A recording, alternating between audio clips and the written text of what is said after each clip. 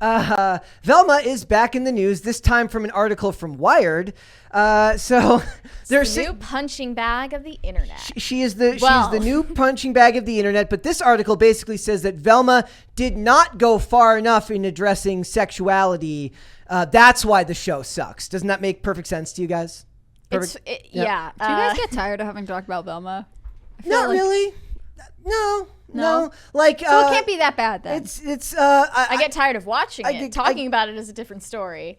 We've got another review coming this week as well. They called the funny thing is like it's scabbed over now. Like now it's like every episode I'm just kind of like, ugh. Yeah. Like I don't hate it any more than I hated it the episode before. It didn't get worse. It just maintained being as. Which is almost worse. Like I would have preferred it if they got more racist, more awful, more disturbing. I guess that's what this is saying. Like they should have gone farther. They should have gone farther. So this article says basically that they did diversity, but they didn't do it right because they did it in one tone because this show was written by children. Mental children. And they also said that it needed depth to Velma's sexuality. What I've learned more than anything is that these people don't understand that what they want is a genre, not a story. So take the way they talk about sexuality or gender identity or racism or diversity, the way they talk about these things, they talk about them with such fervor that it can't be done with nuance. It can't be done with subtlety. To them, it has to be in your face, the number one most important thing that's talked about, which means it needs to be its own genre. It needs to be something that they can watch and nobody else, people who actually like good stories, who aren't nuts, they wouldn't watch it, but they would. So maybe there's a market to be cornered here where you don't market this to normal people. You market it to race-obsessed, gender identity-obsessed weirdos. How are there enough of them to go round to make this show profitable even? I don't know if that's even possible. I don't know how that would have been approved. And another thing this article states is that Velma did colorblind casting despite it being an animated show. So that is why Velma and Daphne and Norville or Shaggy have all been race swapped. And why all of the white characters are mysteriously just of. Bad people. Yeah, that is the farthest you can possibly get from colorblind casting. You race swapped them so that people would pay more attention to their race. Precisely that reason. And when it comes to Velma's sexual orientation, that's been getting twisted and used by weird, creepy Tumblr shippers for years and years now. I don't know why Velma became particularly part of their interest, but they wanted her to be a lesbian ever since Current Year happened. It's the opposite of race. It's the opposite of colorblind casting. It's race-focused casting. Somebody said in the chat, that's the best way to describe it. Mm-hmm. Also, there's another really funny quote in this where they literally... They prove their own arguments for the last 10 years wrong, just ever so slightly. So this is with the director. This is the showrunner, Chris Grandy, talking about this show. He says, Velma began 3 or 4 years ago when Kaling was invited to peruse the Warner Brothers catalog and unearthed a latent affinity with Velma. She had seen herself in that character growing up, Grandy said. Well, I thought you could only see yourself in a character if the character looked exactly like you, as if some dude sketched a picture of you in New York City and handed it back to you. I thought the only way you could identify with a character is if it had all of the same immutable characteristics you did. She just overcame adversity. So not only is she, are they lying? They're lying and saying that they're smarter than you. These people are awful. I hate the argument that Grandy gives that, all the old Scooby-Doo content is still going to be there on HBO Max for you to watch and love. We're not taking away what you love. We're just adding to it. Yeah. We're just adding our own take on it. Like, no, you're lying because the intent behind making an abomination like Velma is to replace that in the cultural consciousness about this franchise. Yep. Like, make that the only Velma recognized in the current day. Yeah.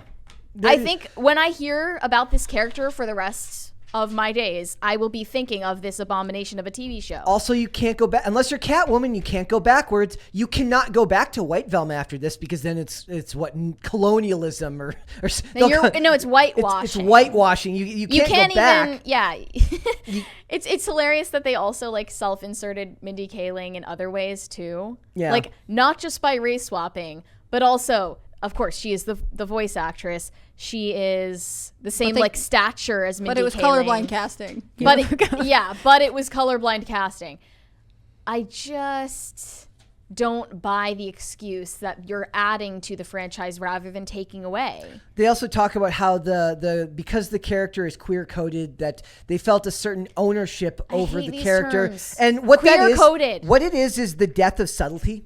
It's the death of nuance in storytelling, meaning that you can share elements of a character that can be hinted at because they're not the important part of the story. It's about solving a mystery. It's not about the character's sexuality.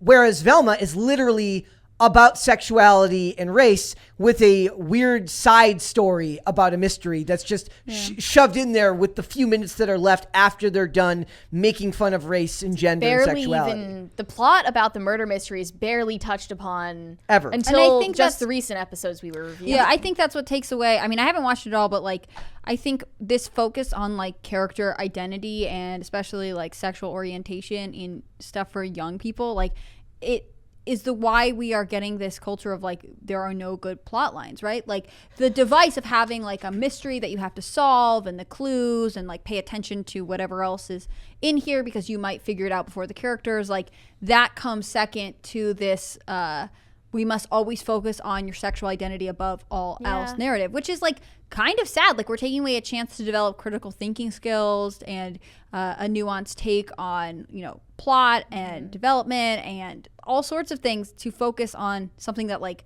I don't know why we always have to force this down, especially teenagers' throats, right? Like, why do we have to make everything about who they may or may want to sleep with, right? It's sexuality even above a character's humanity that really I find dehumanizing because Velma, for some reason, is the love interest of all the other members of Mystery Inc., including Daphne, but also, you know, Fred and Norville. And it's completely inexplicable given the fact that she is a terrible person and is visually repulsive and forces other people to bend to her whims. And is this just like, you know, a sort of psychological slip from Mindy Kaling, right? Like she is saying like, I wish that as a teenager, I could have been the center of attention and everyone would have been in love with me and I could have behaved however I wanted to. I mean, foil this with Kelly from The Office, who she's also famously played, right? Who is boy crazy, who's desperate for attention. You know, you laugh at her. She's not like evil or anything else, but like it's this same thing. At that point, when she was younger, Mindy Kaling is writing this character that maybe is more reflective of where she was emotionally. And now looking back, she's rewriting her own history to seem more desirable. Like, and I'll continue harping on this episode of The Last of Us, by the way, that was like what I was going to bring up. Yeah. Also Brokeback Mountain. The lack of subtlety. What they did to Bill, I saw this in a tweet I wish I had pulled up right now. What they did to Bill, given that he was heavily implied to be homosexual in the game, is inherently dehumanizing because they decided that because he is a gay character, he can't live in a world that is anything but rainbows, puppies, cupcakes. Like everything is great all the time. They do them a disservice. You're even in a post-apocalyptic dystopia where you have no social interaction left. Everyone is dangerous. You're locked away from the world and you're surrounded by a mass grave, essentially. You still are like making out in a strawberry field in the sunshine to emotional violin playing. Like, they decided that gayness, like as a sexual orientation, cannot be anywhere adjacent to a real human experience that involves suffering. Like, we can't show any like gay character suffering for any reason other than being oppressed for being gay, because they're essentially not treated as actual human beings. So if that's what this journalist is referring to, that any exploration of Velma's sexuality needs depth, it does need depth. Her character needs depth beyond just her sexual orientation, her race, and her feminist beliefs. And as someone who actually liked that episode of The Last of Us, I am getting Can't imagine why. I'm getting annoyed with all of the people saying that it was there are people legitimately saying it's like the greatest episode of television of all time, and I'm like, dude, and they knew that would happen. Stupid. I can't. I seethe just thinking about Neil Druckmann scrolling through these delusional Twitter gays praise for him, patting himself on the back, thinking that he did something or the showrunners as well, just thinking that they did something so groundbreaking, when in reality, this is what everyone who liked the game expected, because they just haven't been ritualistically humiliated enough with the second game. Yep.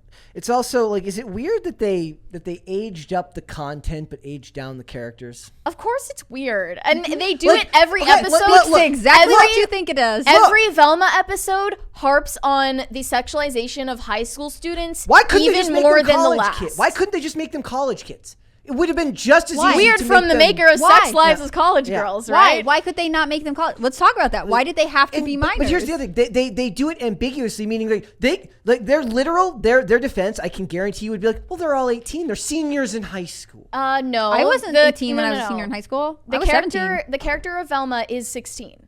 I didn't hear that. Did they not address that? I she is 16. If they said that, I don't remember them saying that. I thought they purposely kept it ambiguous. I don't know. Fact check this for I think us, they guys, say it once, and then believe it's addressed that she is 16 and that That's even therefore worse. her classmates are also 16. That's even worse. And it's not even a joke that you might interpret as self-aware, making fun of adults who sexualize the kids who are completely not cognizant of it. No, they show the kids doing it. Yeah.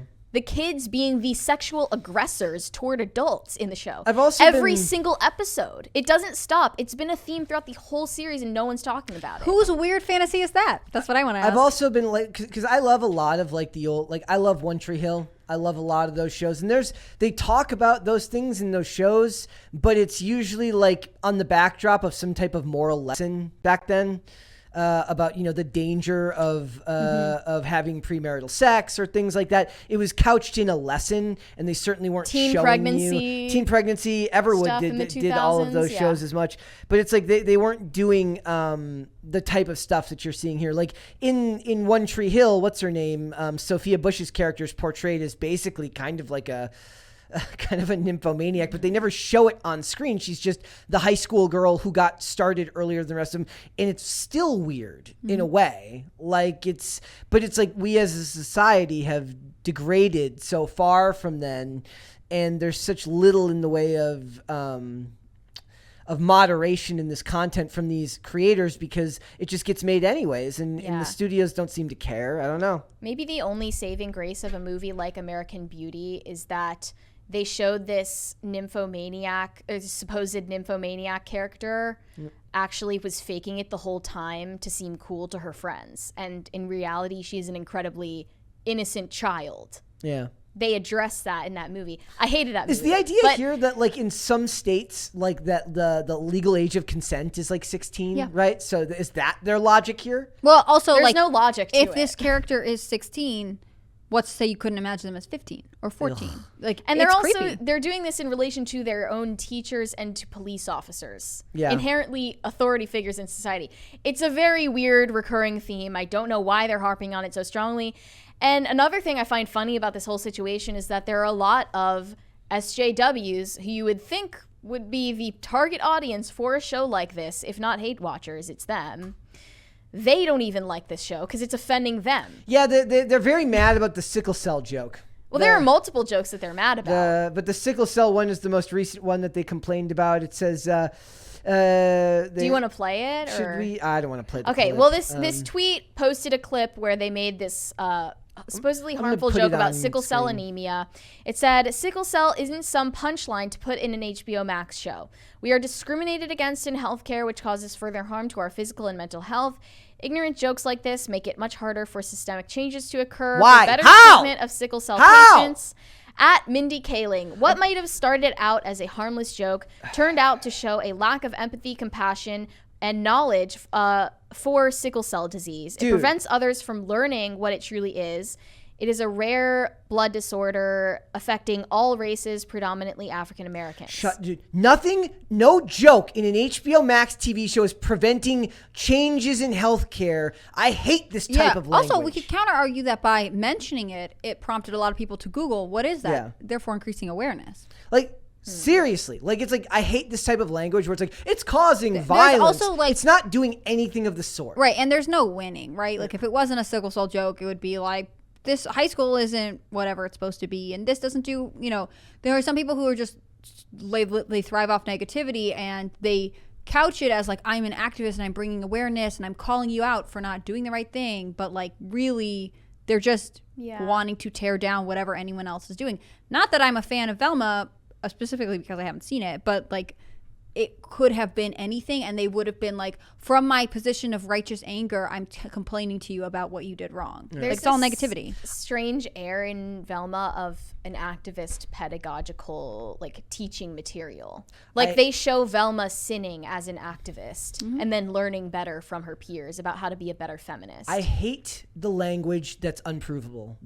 It's causing violence. What violence? Where's the violence? Also, like, violence could be anything. It doesn't have to be physical. Like, it doesn't make any sense. Even like Whoopi Goldberg today saying, do white people have to be hurt by the cops before anything gets done? And I was like, do these people have they never seen the video of Tony Timpa? No, Whoopi Goldberg doesn't have internet access. She's never seen but anything that goes against her worldview. They're just scumbags who lie. Mm-hmm. They're just liars. And Good point. Yeah. Thanks for watching. Listen to full episodes of Pop Culture Crisis on Spotify. Keep up with us on social media and make sure you subscribe and ring that bell so you never miss the show. Bye, guys.